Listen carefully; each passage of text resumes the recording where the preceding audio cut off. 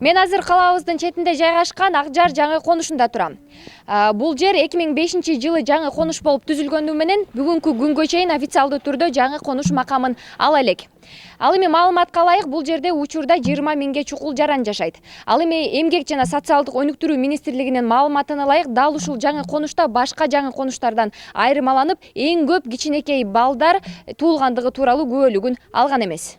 Зульфия Жайлообаева 3 кыздын апасы. Кыздарынын баарынын туулгандыгы тууралуу күбөлүгү болгону менен учурда 2 кызынын паспорту турмуш шартка байланыштуу жок. Буга ылайык улуу кызынын балдарынын төрөлгөндүгү тууралуу күбөлүктөрү дагы жок. Ошол себептен Зульфия Жайлообаеванын неберелери бала бакчага, мектепке кабыл алынган эмес. Мен айткан жерлерге бардым.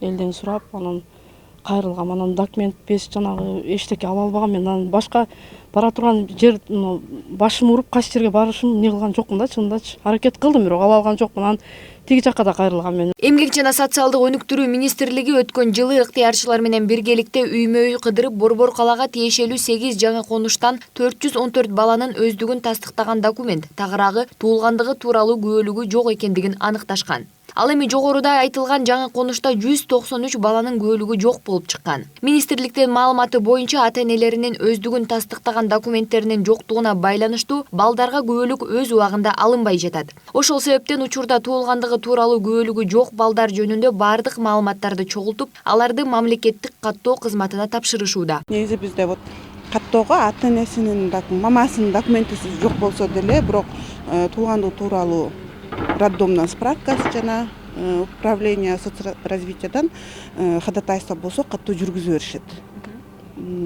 Вот андан тышкары биз улуттук компания боюнча документ жок жана оор турмуш шартта жашаган балдарды документтештирүү боюнча иштер жүргүзүп жатышат. Биздин кызматкерлер, социалдык өнүктүрүү башкармаларынын кызматкерлери менен бирдикте жарандардын өзүлөрүнүн же балдарынын тиешелүү документтерин алуу үчүн учурда улуттук компания жүрүүдө. Бул компания документтерди жөнөкөй жана жеңил жол менен алуу дегенди түшүндүрөт. Бул иштер былтыр өкмөттүн токтомунун негизинде аткарылып, эми быйыл дагы балдарды колдоо жылынын алкагында жеңилдетилген тартипте балдарга күбөлүк берүү улантылат. 2019-жылы премьер-министрдин атайын буйругу чыккан, ал буйрукка ылайык ушу биздин Кыргызстанда улуттук компания жарыяланганда, ал улуттук компанияга ылайык биздин ар бир бала ошол балага күбөлүк берүү, туулгандыгы тууралуу жана ошол мамлекеттик каттоого алуу жөнүндө иш жүргөн. Ал иштин жыйынтыгында ошол ар бир жерлерде иш жүргөндөн кийин жыйынтыгында 764 баланын туулгандыгы тууралуу күбөлүгү жок болуп чыкканда.